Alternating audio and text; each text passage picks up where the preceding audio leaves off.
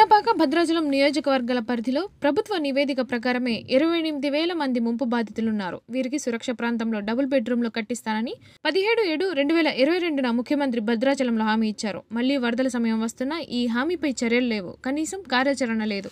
అంతేకాకుండా పినపాక నియోజకవర్గ పరిధిలో 20,000కు పైగా కుటుంబాలకు నివాస స్థలాలు కానీ ఇండ్లు లేక ఇబ్బంది పడుతున్నారు. వారిని అధికారికంగా గుర్తించి అర్హులైన పేదలకు ఇంటి స్థలాలు ఇచ్చి డబుల్ బెడ్రూమ్ కట్టించాలని డిమాండ్ చేస్తూ మణుగూరులో ప్రదర్శన ధర్నా జరిగింది. బండారుగూడెంలోని అంబేద్కర్ సెంటర్ నుండి ఎమ్మెల్యే క్యాంప్ ఆఫీస్ వరకు ఆదివాసీ, దళిత, ఇతర పేద మహిళలతో ఎర్రటి ఎండలో భారీ ప్రదర్శన జరిగింది.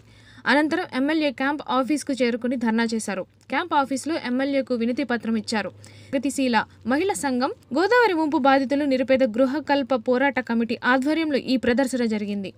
ధర్నా శిబిరంలో పీఓడబ్ల్యూ జిల్లా ప్రధాన కార్యదర్శి పెద్దగోని ఆదిలక్ష్మి అధ్యక్షతన సభ జరిగింది. ఈ ధర్నాకు ఉద్దేశించి ఏఐకేఎంఎస్ జిల్లా అధ్యక్షుడు బానుత్ ఉక్లా, పీఓడబ్ల్యూ రాష్ట్ర కార్యదర్శి నిర్మల, పోరాట కమిటీ నాయకులు చీడెం ప్రశాంత్, సున్నం భూలక్ష్మి, ఐఎఫ్టియు జిల్లా అధ్యక్షుడు ఎం నాగేశ్వరరావు తదితరులు ప్రసంగించారు. ఊక్లా మాట్లాడుతూ 2022 జూలై 17న ముఖ్యమంత్రి వరద బాధితులకు ఇచ్చిన హామీని నెరవేర్చాలని, 2023 మార్చి 9న రాష్ట్ర మంత్రి వర్గం ప్రకటించినట్లుగా డబుల్ బెడ్రూమ్లు కట్టించాలి. ఈ నియోజకవర్గంలో కనీసంగా 20,000 ఇండ్లు అవసరమవుతాయని, ఈ ఇండ్ల నిర్మాణాలకు కావాల్సిన స్థలాలు ఉన్నాయి. బడాబాబుల ఆక్రమణలో ఉన్న భూములను గుర్తించి ఆదివాసీ, దళిత మహిళలకు కేటాయించాలి. పీఓడబ్ల్యూ రాష్ట్ర కార్యదర్శి నిర్మల మాట్లాడుతూ 240 రోజుల నుండి బాధితులు ఇండ్ల కోసం నిరవధిక నిరసన దీక్ష చేస్తున్నా ఎమ్మెల్యే కాంతారావు పట్టించుకోకపోవడం దురదృష్టకరం. ఓట్లు వేసిన ఆదివాసీ, దళిత మహిళల గోడు వినపడడం లేదా అని ఆమె ప్రశ్నించారు. పోరాట కమిటీ నాయకులు సున్నం భూలక్ష్మి మాట్లాడుతూ ఎమ్మెల్యే మా సమస్యలను పట్టించుకుని పరిష్కరించాలని కోరారు. బొగ్గు, ఇసుక, ఇటుక, మట్టి, తునికాకు, జామాయిల్ తోటలు, థర్మల్ పవర్, పేపర్ మిల్లుతో పాటు ఇతర పరిశ్రమల ద్వారా కోట్లాది రూపాయల ఆదాయం వస్తున్న స్థానిక గిరిజనులు దళిత గృహ వసతి, ఇతర మౌలిక వసతుల కోసం ఖర్చు చేయకపోవడం అన్యాయం కాదా అని ప్రశ్నించారు.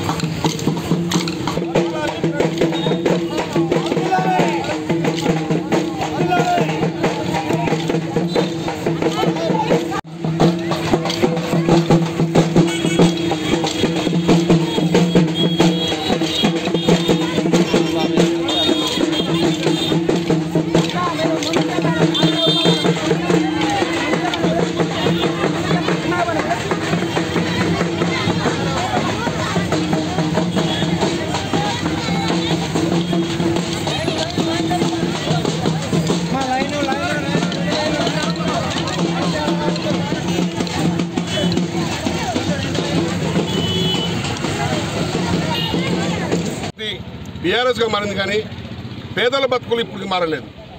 పేదలకు రావాల్సినటువంటి హామీలు ఇచ్చినటువంటి హామీలు దళిత బంధు కావచ్చు, బోర్డు భూముల పట్టాలు కావచ్చు, రైతులకి డబుల్ బెడ్రూమ్ కావచ్చు, లేదు ఇతర ఇచ్చినటువంటి హామీలు కానీ ఇతంత పంచాలు కానీ ప్రజలకు ఇక్కడ ఇస్తానన్న హామీ, నిరుపేదలకి గృహ నిర్వహణ ఇంకా 2 గుంటల భూమి ఇస్తానని చెప్పి భద్రాచలం జూలై నెలలో వచ్చినప్పుడు, కానీ ఇప్పుడు దాకా ఆ ఇచ్చిన హామీ ప్రకారంగా మేము పోరాటం చేస్తాం. మా పోరాటానికి ఇప్పుడు దాకా కనీసంగా మద్దతు ఇస్తారని చెప్పి కోరిన స్థానిక ఎమ్మెల్యే గారికి ఆయన గారికి మద్దతు ఇప్పుడు కూడా మాకు దొరకలేదు. కానీ ఇప్పటికైనా మా ఆదివాసీ బిడ్డ, గిరిజన బిడ్డ అయ్యన ఉన్నాం కాబట్టి అన్న నువ్వు మాకు సహకరించి ఇక్కడ ఉంటే మేము అడవిలో జీవించి ఉంటే మేము ఆదివాసీ గిరిజన బిడ్డలు జీవిస్తున్నాం. పావులు, తేళ్లు, మాకు నైట్ పూట కరెంటు లేదు, నీళ్లు లేదు, రేపు వర్షం వస్తే పాక గాలి దుమ్ముడు పోయే ప్రమాదం ఉంది. కాబట్టి మీరు మా వైపు చూసి ప్రభుత్వం ఇప్పు ఉన్నారు కాబట్టి ప్రభుత్వం ద్వారా మీరు వెంటనే పరిష్కరించి మాకు భూమి చూపించి మాకు నిరుపేదలకి, భూమి లేని నిరుపేదలకి వెంటనే ఇల్లు ఇప్పిస్తామని చెప్పి కోరుతూ ఈరోజు మాకు ఈ ధర్నాకు వచ్చినట్టు మా పేద ప్రజలకు, మీడియా మిత్రులకు ధన్యవాదాలు.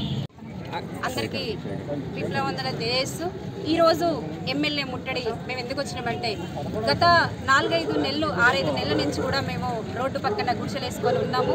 వాళ్ళందరూ కూడా గోదావరి ముప్పు ప్రాంతం కానీ ఇండ్లు లేని నిరుపేదలు ఇంట్లో డబుల్ బెడ్రూమ్లు ఇస్తానని కూడా మనకు కేసరి గారు మొన్న వచ్చినప్పుడు కూడా మనకు హామీలు ఇచ్చారు. ఆ హామీలనే మేము నెరవేర్చుకోండి, ఆ హామీలను అమలు చేయండి అనే మేము మాట్లాడుతున్నాం. ఇక్కడ ఇప్పుడు చైర్మన్ గారు జడ్పీటీసీ గారు కూడా మీకు అందరి ముందు మాట్లాడిన విషయం మీకు తెలిసిందే. మేము ఏమంటున్నామంటే మీరు ఇచ్చిన హామీలను అమలు చేసుకోండి. ఎవరైతే నిరుపేదలు ఉన్నారో, గోదావరి ముప్పు ప్రాంతాలు ఎవరైతే ఉన్నారో వాళ్ళందరికీ ఇళ్ల స్థలాలు ఇవ్వండి. ఇవాళ రేగకాంతారావు గారు ఈ ఆదివాసీ గ్రామాలలో పుట్టి వాళ్ళ ఇళ్లలో పెరిగి వాళ్ళ ఓట్లతోనే గెలిచి ఇక్కడ దాకా వచ్చిన రేగకాంతారావు గారి రిక్వెస్ట్ ఏంటంటే వీళ్ళందరికీ ఒక బతుకు చూపెట్టండి. వీళ్ళు ఏమడుగుతున్నారు? పడుకోవడానికి జానడు జాగా, తినటానికి బుక్కడు బువ్వే అడుగుతున్నారు తప్ప వాళ్ళు ఏం అడగట్లేరు.